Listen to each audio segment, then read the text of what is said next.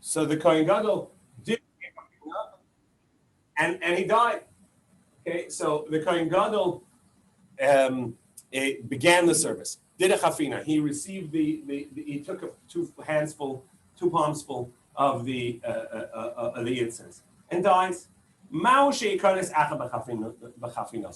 Is it valid that the new Kohen Gadol who replaced him, can he go in and go into the Holy of Holies, the Kodesh HaKadoshim, with the incense that a different Kohen had, the first Kohen Gadol had taken? Because the Torah says, Meloi Chafnav, his palms full, right? His hands full.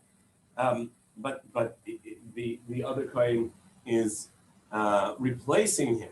Now, what's going to come in, the discussion we're going to have over here is really, what is the halacha if the Kohen Gadol shechts the bull and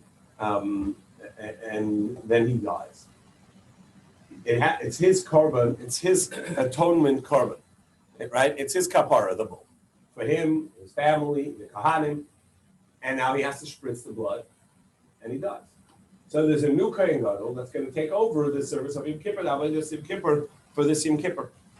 Does he need a new bull, or can he just take the blood that's already there from the bull?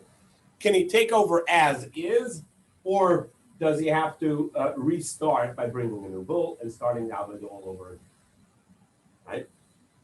That's the question, and that's going to affect the incense as well, because the incense cannot be done out of order.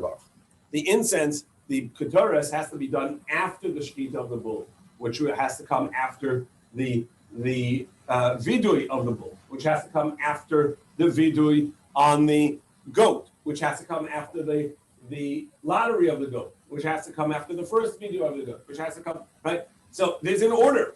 So the ketores has to come after the bull. So if he has to restart the bull, for sure he's going to have to restart the ketores, because the ketores has to come after the shechting of the bull, and he's reshechting the bull. The question is only going to be, as the Gemara is going to say, if according to the opinion that he does not have to restart the bull, he's allowed to go in with the blood of the previous Kohen's bull. What about the previous Kohen's chafina, 2 hands? Amar Rabbi Chanina, Rabbi Chanina, who was a student of Rabbi, the Gemara assumes it means he was a student of Yeshua Levi, said, come and see that our question is now also the question of the earlier generation, meaning the elders. So Gemara interjects over here and says, wait, Rabbi Yeshua Levi Kashish? Are you telling me Rabbi Yeshua Levi was elder to Rabbi Chanina? And Rabbi Chanina was his student, his junior? Well, we have a statement where Rabbi Shua Levi said, Li hitir Rabbi Chanina lishtei shachalayim b'Shabbos. Rabbi Chanina permitted for me to eat cress, shachalayim on Shabbos, to drink cress, shachalayim on Shabbos. Now the Gemara interjects that story and says, what are you talking about, that he permitted you to drink lishtos? Of course you're allowed to drink cress. Why not? Pshita. The Tanan, as we learned, any food can be eaten even if it's going to have some medicinal value to you. So you can eat avocado if that's good for you, and you can eat you can have a drink of coffee if that's going to help you with your headache. There's no problem eating and drinking, even if you're doing it for medicinal reason. And you can drink any drink even if it's for medicinal reasons. So rather, what did it mean? Ella lishtay v'lishtay shachalayim b'Shabbos. You're allowed to grind down and drink cress on Shabbos. Now, echidami, what's the scenario? Ide ikasakanta. Are we talking about that there's actually a danger? Mishra shari, and of course permissible. Vida lekasakanta mesarasa. And if it's not a danger, this person's not in danger, then you're not allowed to. Why would he be allowed to transgress Shabbos of grinding his food down? And if it's not a danger, you're right. We're talking about that there is a danger. Is it an effective medicinal potion, which therefore should be permitted on Shabbos? Or is it an ineffective medicine and therefore it's prohibited on Shabbos, right? If you're not allowed to do it, if it's not going to help, you can't do it. You can't say, you know what, I'm really ill, so I'm going to grind down something and make some potion, but that potion won't work. I'm just going to do it because. Of course not. Shabbos, you have to know that it is going to work. So he said, I asked Rabbi Hanina whether or not whether this medicine would work. And this is what he asked him. Does this really heal? And therefore we're allowed to break Shabbos in order to do it. It does not heal, and therefore don't do it on Shabbos because it's not going to do anything for the person that's ill. And why would he ask Rabbi Hanina? Because he was well known as someone who had medical knowledge, someone who would heal. He was a healer. The Amar Rabbi Hanina, as Rabbi Hanina said, no one ever asked me how to heal a kick from a white mule that lived. So what are you talking about? That lived? You're telling me they didn't live? Of course they lived. But we see that they lived. You're right. Not that they lived, but rather that the wound healed. We've never seen it heal. It says, but we see that it did heal. We've seen people that get kicked by a white mule and they get healed. Besumkan, it's talking about a red mule in who that they are red. And the tops of their feet are white. That kind of mule, get a kick, the wound never heals. That's what we're talking about. Okay, so the point is that Rabbi Hanina was well known in medicine, and Rabbi Yeshua Levi said, I asked him, and he permitted this for me, meaning he told me it's going to be it will actually heal, and therefore it's something you can do on Shabbos. So how does that prove that Rabbi Hanina was a teacher of Rabbi Yeshua Levi and not his student?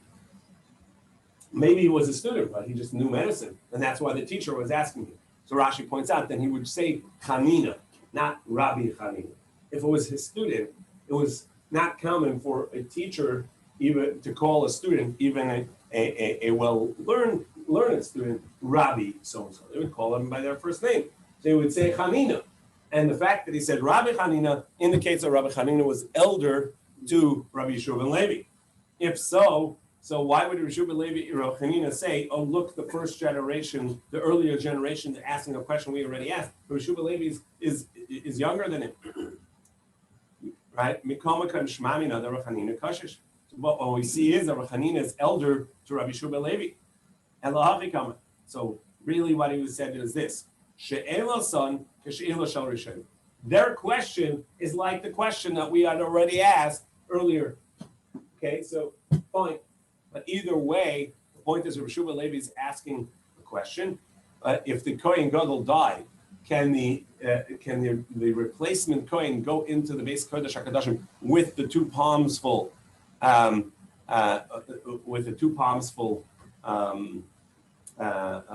incense? Mi Amar, and the question on that is, Mi Amar Rabbi Hanina Hachi? Did Rabbi Hanina really ask such a question that whether someone else can come in with this kafina? But we said that Rabbi Hanina had said, B'par b'lei b'doma shel par. Rabbi Hanina said that the Kohen Gadol must come in. The Torah says, B'zos yav'aron el HaKodesh. It is with this that Aharon can come into the Holy of Holies. B'par ben bakar l'chatas. He must have a bull as a atonement offering. He must have a bull. And now this Kohen is now replacing the dead Kohen Gadol. The new Kohen Gadol never brought a bull. Well, you're going to say, well, the previous Kohen Gadol brought the bull, and now he has the blood of that bull. Fine. Rabbi Hanina says, it says in the pasuk, he must bring a bull and not the blood of the bull. The blood of the bull is not enough. He must restart and bring a bull from the beginning. But Rabbi Hanina, and also Rabbi Hanina said that if somebody brings the incense to Ketores, even if he just took it his palms full and put it into a vessel prior to bringing the bull, it's not going to be valid. As we said, it has to be in the correct order. And so therefore, if you have to replace the bull when the Kohen Gadol dies, so then for sure you have to redo the chafina, the taking the palms full, because that has to come after the shechting of the bull, and you have to re-shech the bull. Not re-shech the bull. You can't re-shech the bull. It's that once a shech. But you have to bring a new bull and shecht it. You have to redo that aspect of the avodah, right? So what are you talking about? What's your question of whether you can bring in the incense from the two palms of the previous Kohen Gadol that died? You just told us that you have to restart the service of the bull, meaning bring a new bull and do vidui and shecht it. And you also told us that you cannot bring the incense before, you cannot even take the incense before the bull is shechted. So, of course, over here, just like the first shechting of the bull is invalid, also the chafina, the taking the two hands full, is going to be invalid. You have to restart it all.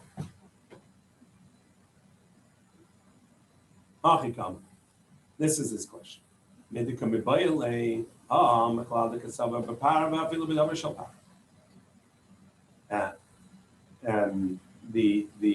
Since Rabbi Shua Levi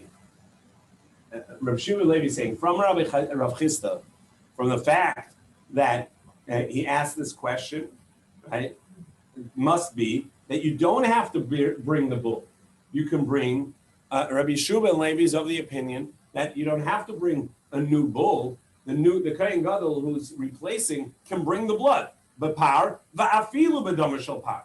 You can even bring the blood, meaning you don't have to bring a new bull. The Kohen Gadol who replaces, according to this opinion, he just takes over where it's up to. He says, all right, where was he up to, the Kohen Gadol? He had already shechted the bull. The blood is in the bowl. Okay, I'm going to bring this into the Holy of Holies and spritz. I'm going to bring this into the Kodesh HaKadoshim. And therefore, he's asking if that's the case, maybe he also doesn't have to retake the incense. But what he thought the question was the same as the first.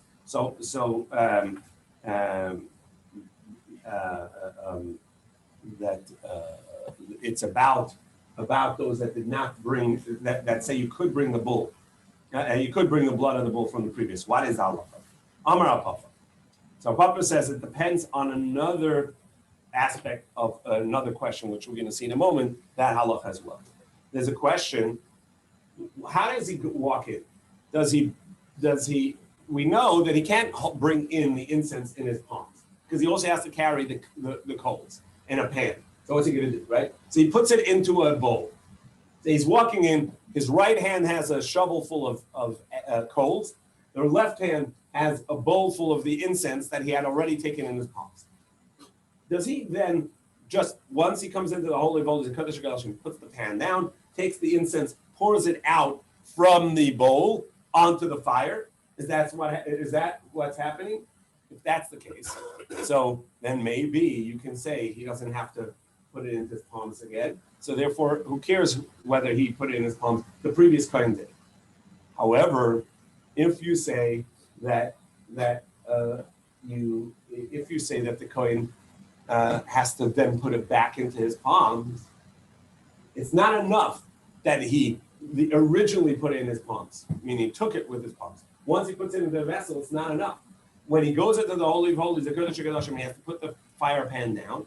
Then he has to take the bowl and pour it back into his palms. The top of the next oven is going to tell us how he does that. But he pours it back into his palms. And then from his palms, he puts it onto the coal, right? So if that's the case, that would be a different halacha, because over here, this Kohen Gadol now has to put it back in his palms. So, Amar al Papa, if besides for the first time that he put it in his palms, when he goes into the Kodesh HaKadoshim, he again has to put it into his palms from the bowl into his palms. So Chaveira Nichnas B'Chafinose. Then he says that the halacha would be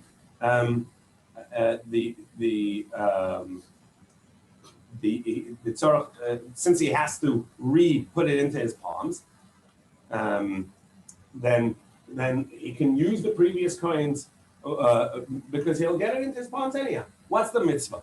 The Torah says Maloi Chafnav, it has to be a full palm. He will. When he gets into the Holy of Holies, he's going to put it into his palm. See, he will fulfill that aspect. So he could take the original one that the Kohen Gadol did, the one that passed away. He can bring it in. And what's your problem? The Torah says he has to bring his palms full in. He will, because he's going to put it back into his palms right before he puts it on the fire, and that's sufficient. Because he will have fulfilled the mitzvah of putting it into his palms. However, if the halacha is that he does not have to put it back into his palms, that's a good question.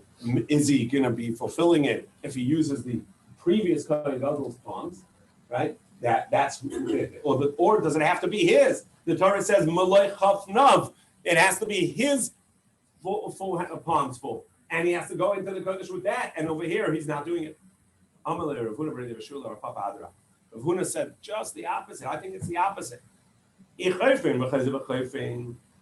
he has to redo it, so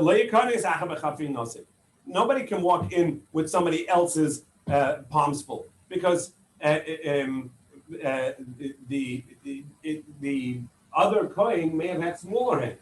When I go in, I'm going to have less, or the other Kohen has more, and then it's going to overflow. It can't be they're going to be exactly the same, that the two Kohanim will have the exact same size palms full, right? So that being the case, it's not going to be valid with someone else's palms full, because you need to have the correct measure.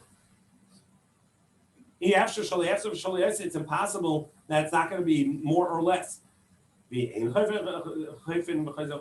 However, if he doesn't have to go back and in the Kodesh HaKadoshim, he doesn't have to put it back into his palms, but rather he can just dump it from the bowl straight onto the fire, onto the coals. That's a good question. Now, what's the basis of this question at all? The Ibayilum, because this is another question that was asked about the Chafina, about these palms full.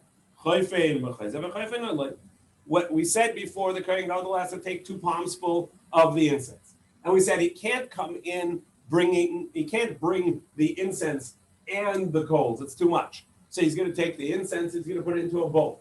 So he's walking in with a bowl of incense in his left hand, the shovel of coals in his right hand.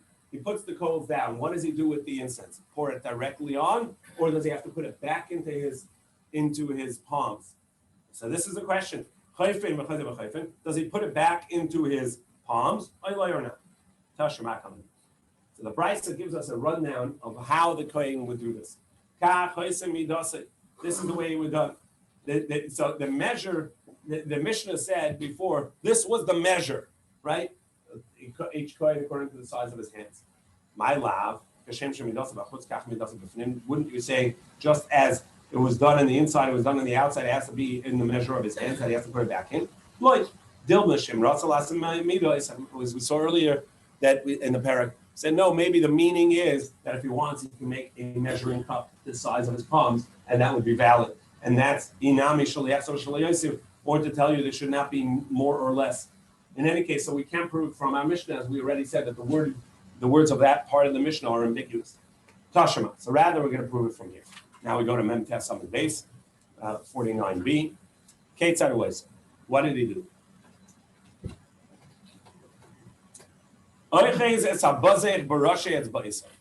He would hold the bowl with the tops of his fingers.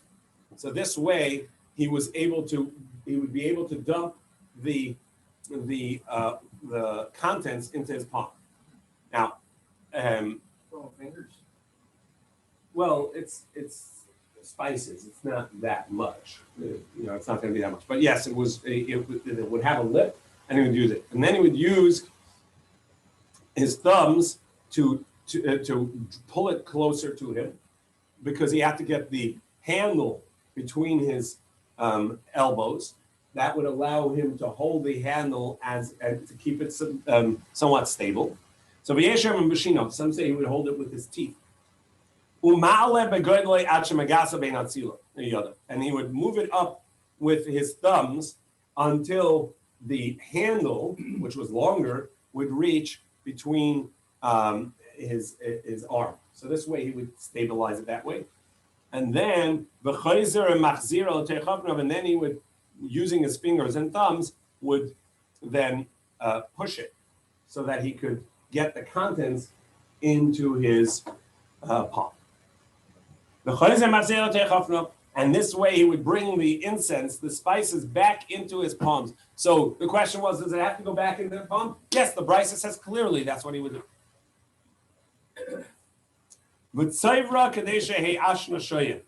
Love it. And then he would put it in one pile onto the coals, so that the incense would burn slowly. The Yeshua, and some say no, actually he would spread it on the coals. So the burning the smoke would come quick. Either way, what's clear is that he would have to put it back into his palms. The Zui Avodah Kasher Shebamikdash, and this is the difficult service of the Mikdash. Zuhi, this one, Masulay, there's no other difficult service. We saw just a few days ago, same statement about Kamitza. Va'ika Malika, Va'ika Kamitza. What about Malika, the flicking off the head of a bird carving, or the Kamitza, the taking of the a full fistful of the meal offerings of a mincha? This is one of the difficult of the many of the several difficult avodas in the mikdash, but it's difficult. In any case, we see it has to go back into the hands of the Kohen Gadol. It has to put it back into his palms. Shmamina, indeed, that's a good proof. And now the question was left was what about the chafina? If the first Kohen Gadol died and he did the chafina already, the 2 palms full, can the new Kohen Gadol use that, or does he have to retake it because it has to be his hand, his size? The sort of Papa says, since the halacha is that you can re-put it into your palm, that's sufficient. And Rav Huna B'Rei Yeshua said no. Rav Huna B'Rei Yeshua said no. That quite the opposite. There's no way it's going to fit into the previous Kohen Gadol's palms full are going to fit into your palms full, and so therefore you have to restart. Yeah. So, in the normal course of events, does the Kohen Gadol have to report that into his hands? Okay. Yes, always. Oh. And since he always has to do that, now we know when the Kohen Gadol died, the next Kohen Gadol would have to do it as well. So according to our Papa, that's sufficient. He just put it back into his palm, so it's his palm. And Rav Huna B'Rei Yeshua says no, it'll never fit. It won't be the right size, and so he says it's invalid that way.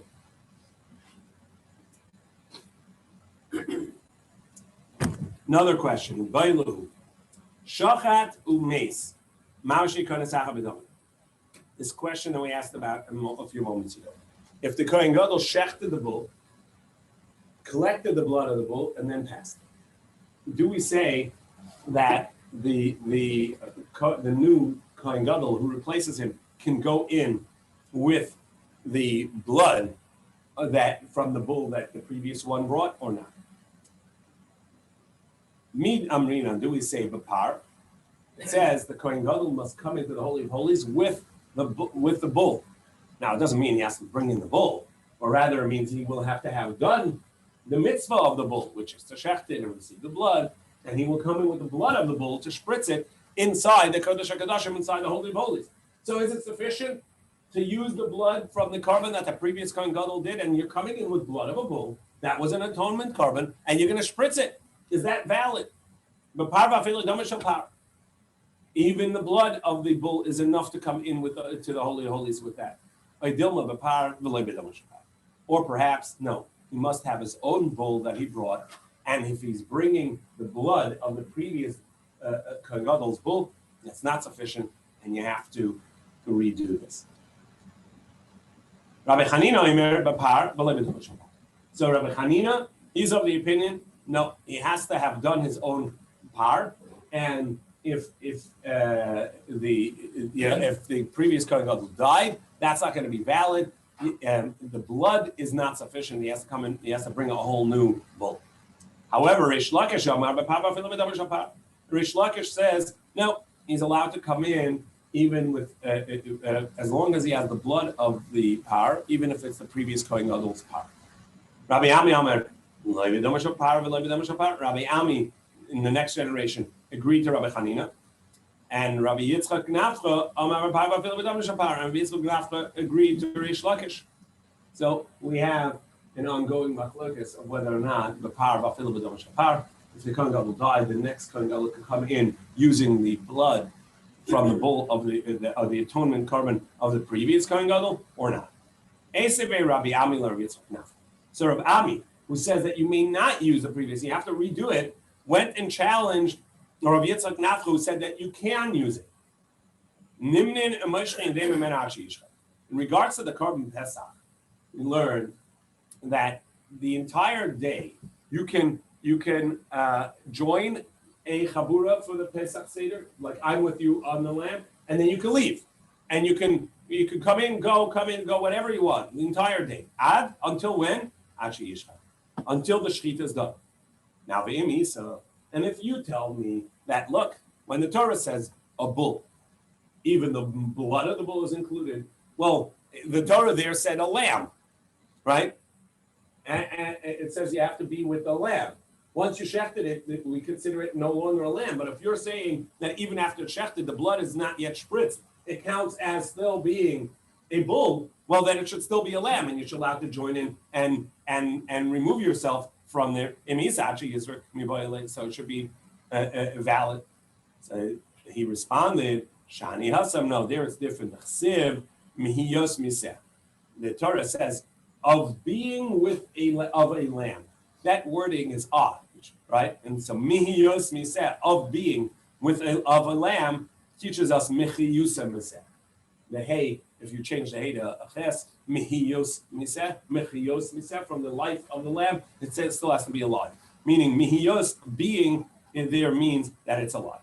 And therefore, it's a specific rule in regards to the Pesach, but in regards to Yom Kippur, indeed, it would be valid even after it was shechted. The blood of the bull is sufficient to come into the Kodesh HaKodashim, and it counts like you're coming in with the bull.